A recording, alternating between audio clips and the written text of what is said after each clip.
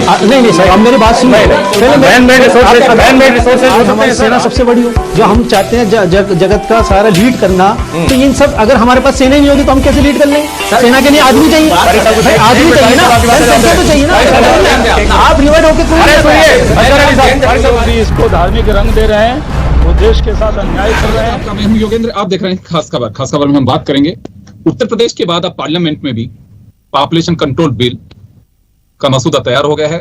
Private bill पेश कर दिए गए हैं। 6 अगस्त को इस पर चर्चा की जा सकती है। तो चलिए हम चर्चा शुरू करेंगे और हमारे साथ इस मुद्दे पर चर्चा करने के लिए जनाब असगर अली साहब जयपुर से हमारे साथ जुड़ रहे हैं। कांग्रेस के वरिष्ठ नेता रामनारायण मीना जी हमारे साथ जुड़ रहे हैं। सुमित गोदारा जी भाजपा नेता हमारे साथ जुड़ रहे हैं और श्याम सुंदर शर्मा साहब वरिष्ठ पत्रकार हमारे साथ जुड़ेंगे। सभी का स्वागत है। असगर साहब, आपके पास आना चाहूंगा। पॉपुलेशन कंट्रोल पॉलिसी जो लेकर के आ रहे हैं उसमें ना कोई जाति है, ना कोई धर्म है, ना कोई संस्था है, सभी के लिए कॉमन आ रही है। मैं अभी तक किसी मुस्लिम धर्म गुरु की कोई प्रतिक्रिया नहीं देखा, लेकिन ओवैसी साहब दूसरे लोग इस पर आपत्ति जता रहे हैं। क्या कहना आपका? सर, एक चीज मैं कहना चाहूंगा कि इस जो मसौदा पेश किया जा रहा है पॉपुलेशन बिल का, उसके अंदर 1-2 बातें उस तरह से रखी गई है कि मिसाल के तौर पर कि उसको सरकारी नौकरियों का लाभ नहीं मिलेगा, चुनाव वो लड़ सकता नहीं। तो सवाल ये है, क्या जो लोग जिनके ज्यादा बच्चे हैं, जिनके ज्यादा बहन भाई हैं हमारे, चाहे वो योगी जी हो या मोदी जी हो, क्या फिर ये लोग पहले इस्तीफा देंगे, या फिर पहले जो हो चुका सो हो चुका, अब हम आगे ये करना चाहते हैं? अगर हम आगे ये करना चाहते हैं तो ठीक है, हम करें, लेकिन सवाल ये है कि हम पॉपुलेशन को किस तरह देखते हैं। क्या पॉपुलेशन का बढ़ना हमारे संसाधनों की कमी की तरफ ले जाता है हमको? जी नहीं, बिल्कुल नहीं। आज चाइना जो है वो सबसे बड़ी ताकत क्यों बनकर उभरा है? क्योंकि उनके यहाँ जनसंख्या है, उन्होंने हर हाथ को काम दिया, तो वो जनसंख्या उनकी यूजफुल है। हमने जब हर हाथ को बेरोजगार कर दिया तो हमें वो भीड़ नजर आती है। इसलिए देखिए, अगर हम चाहते हैं कि विश्व गुरु की तरह हम राज करें पूरे संसार के ऊपर, तो सबसे पहले तो आपको जो चीज चाहिए वो है सेना, और सेना में इंसान ही जाते हैं। जब आबादी ही नहीं होगी तो फिर हम कैसे उसको आगे कर पाएंगे? तो मैं तो कहता हूँ कि हर हाथ को काम दिया जाए, फिर साथ ही साथ चलिए हम तो इसको मसौदे को एज इट इज कबूल कर लेते हैं। लेकिन सवाल यह है कि जो हिंदू नेता हैं उन लोगों के बराबर बयान ये आ रहे हैं हिंदुओं के लिए कि आप ज्यादा बच्चे पैदा कीजिए। साक्षी महाराज ने कहा था कि 4 बच्चे पैदा कीजिए, आरएसएस ने कहा था कि 3 बच्चे पैदा कीजिए, बीजेपी किसी के कहने की बात नहीं है। देखिए, किसी के कहने की बात नहीं है, इंडिविजुअल किसी के भी विचार कुछ भी हो सकते हैं। बात यहाँ पे मैंने जैसे कहा कि मसूदा अगर तैयार हो रहा है, जिसका जिक्र किया जा रहा है, विधि आयोग ने मसूदा तैयार किया है, उन्होंने बाकी एक नोटिफिकेशन जारी किया। अगर कोई भी अपना सुझाव देना चाहे तो दे सकते हैं। 2 दिन के अंदर 4000 सुझाव आए। ये उत्तर प्रदेश की बात कर रहा हूं। अब यहाँ पार्लियामेंट में प्राइवेट बिल पर चर्चा होगी, उसकी परमिशन दी जाएगी, देश में कानून बनाने की मांग की जाएगी। मैं यहाँ पे एक बात 2 कदम आगे बढ़कर के देखना चाहता हूँ कि केवल ये अभी जैसे राजस्थान में है, 2 बच्चों से ज्यादा कोई सरपंच, पंच, लोकल बॉडीज के इलेक्शन नहीं लड़ सकता। मैं तो कहूंगा इसको एमएलए और एमपी तक भी ले जाना चाहिए। हाँ, बिल्कुल आप सही कह रहे हैं यश जी। पंचायती राज के हमारे ऑलरेडी ये चुनाव मौजूद है, कई शहरों के कई स्टेट के अंदर भी ये चीज ऑलरेडी लागू है। मैं आपको एक आंकड़ा देता हूँ, वो ये है कि यूपी बिहार के अंदर मुसलमानों की टोटल फर्टिलिटी रेट अगर हम देखें तो वो 3.10 है, और केरला की मुसलमानों की मैं देखता हूं तो वो 1.86 है।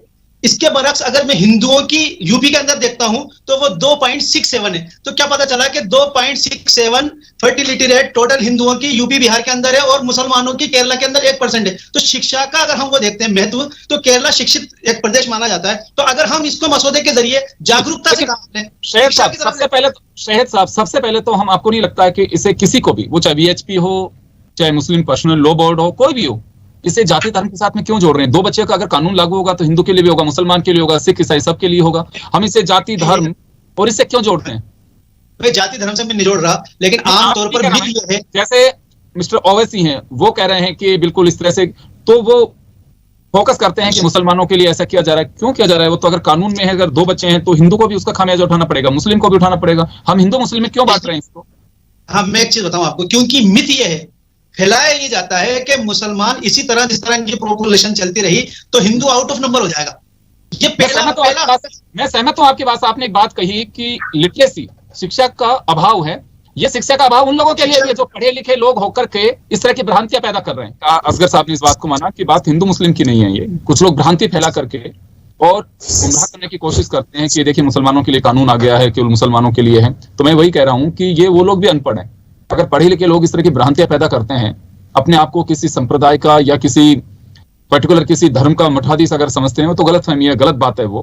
क्योंकि संविधान ने सबको जीने का हक दिया है, और ये भी कहीं पे नहीं है कि आप लॉ बना सकते हैं, उससे आप कानून बना करके सुविधाओं को रोक सकते हैं। लेकिन अगर कोई कहेगा कि हाँ 3 बच्चे 4 बच्चे, आप उनको जीने का हक उनको भी है, ये खत्म नहीं होगा, क्योंकि जो दुनिया में आ गया उसे संविधान ने अधिकार दिया है कि उसको जीने का अधिकार है। आप योजनाओं से वंचित कर सकते हो लेकिन जीने का हक नहीं छीन सकते किसी का। बस बात यही है कि यहाँ लेकिन क्योंकि समय के अनुसार हमें अपने आप में तब्दीली करनी होगी। हमारे साथ मुकेश पारिक साहब हैं, भारतीय जनता पार्टी के प्रवक्ता, मानचंद खंडेला जी हैं, आप विश्लेषक हैं, नवाब खलीक खान साहब हैं, आप कांग्रेस विचारधारा रखते हैं, और सैयद असगर अली साहब हैं, नायब काजी हैं, आप मुस्लिम मार्गदर्शी काउंसिल के। बहुत स्वागत है आप सभी का। मुस्लिम धर्म की तरफ इशारा था और उन लोगों की तरफ इशारा था जो धार्मिक मान्यताओं के चलते कहते रहे हैं कि जनसंख्या नियंत्रण कानून बनाकर नहीं किया जाना चाहिए, ऐसा क्यों? असगर अली साहब। जेपी जी, बात यह है, दरअसल कोई भी इंसान पैदा होता है धरती पे कहीं पर भी, वो बाय डिफॉल्ट पैदा नहीं होता है, वो ईश्वर के आदेश से पैदा होता है। कहाँ पैदा होना है, कब पैदा होना है, कौन सा उसका कार्यकाल रहेगा, क्या उसकी जिम्मेदारी होगी, इस्लाम इन चीजों को मानता है। ठीक है। और इस पर पूरी आस्था रखता है कि कोई भी व्यक्ति बाय डिफॉल्ट पैदा नहीं होता है बल्कि ईश्वर की प्लानिंग का हिस्सा होता है। अच्छा, फिर हम ये बात क्यों करना चाहते हैं? क्योंकि हम संसाधन हमारे पास कम है। हम ऐसा कहना चाहते हैं कि धरती कम हो जाएगी, कि पानी कम हो जाएगा, कि वायु कम हो जाएगी, ये क्या कम हो जाएगा आपके पास? भाई साहब, मैं ये कहना चाहता हूँ आपके चैनल के माध्यम से, जानवरों में भी ऐसे कई जानवर मौजूद हैं जिनको पूरी क्षमता के साथ बढ़ने का मौका मिले तो कुछ ही दिनों के अंदर, कुछ ही महीनों में धरती उन जानवरों से बढ़ जाएगी। लेकिन ये सब ईश्वर की प्लानिंग का हिस्सा होते हैं। तो वो जानवर अपने आप स्वतः खत्म हो जाते हैं। ये होते हैं, इंसान जो है, जिसको बनाया, देखो इस्लाम ने तो इसके बारे में साफ कहा कि वला तक़्तलू औलादकुम मिन खशियत इमलाक, कि अपनी औलाद को गरीबी की वजह से, निर्धन की वजह से कत्ल मत करो। तो इस्लाम तो इन सब चीजों का हमेशा से मुखालिफ रहा है। लेकिन एक चीज मैं बता दूं, एक सहाबी, एक सत्संगी मोहम्मद साहब के पास आए और उन्होंने कहा, अधिक बच्चे होने की वजह से वो चाहते थे कि मैं कुछ चीज इस्तेमाल कर लूं। तो उन्होंने होती थी चीजें? बिल्कुल बिल्कुल। क्यों नहीं होती थी? क्यों? अरे इस्लाम मजहब तो अभी जो रिन्यू हुआ 1400 साल पहले, उससे पहले ईसाइयत भी थी। तो कहने का मकसद ये है कि वो कहते हैं कि मुझे इजाजत दे दीजिए, हालांकि मोहम्मद साहब ने उन्हें इजाजत नहीं दी। ये शब्द कहे कि तुम्हारी जो इच्छा हो करो, लेकिन जितनी आत्माएं दुनिया में आनी है वो तो आकर रहेंगी। ठीक है, धार्मिक मान्यता की बात। मानचंद खंडेला जी, आप कुछ कहना चाह रहे हैं इसके ऊपर? दो बातें कही उन्होंने, मैं इनके ऊपर, आप इनके पॉइंट्स के ऊपर आपका जवाब चाह रहा हूँ। पहली बात इन्होंने कहा कि ईश्वर की प्लानिंग है, उसमें किसी को दखल नहीं देना चाहिए।